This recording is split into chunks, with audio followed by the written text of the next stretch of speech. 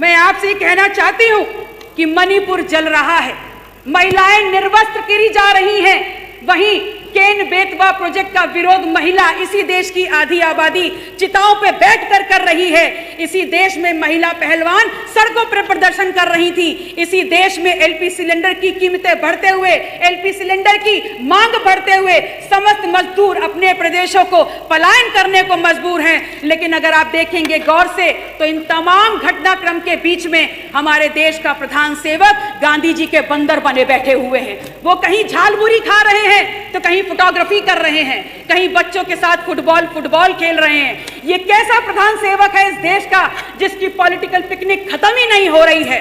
और आपके सामने यकायक ये महामानव अवतरित होते हैं तब जब 3 दिन के सत्र के बाद आपके कुत्सित मंसूबों को समूचा विपक्ष धराशायी करने का काम करता है। आप आते हैं, आप अवतरित होते हैं हमारे सामने तमाम सरकारी प्लेटफॉर्म्स को यूज करके, जैसे दूरदर्शन, जैसे संसद टीवी, रोना रट्टा मचा देते हैं। और क्या बोलते हैं, किस लिए आते हैं? इसलिए आते हैं because you wanted to build a political narrative and that too when just before when the elections of various states were going on in Indian country।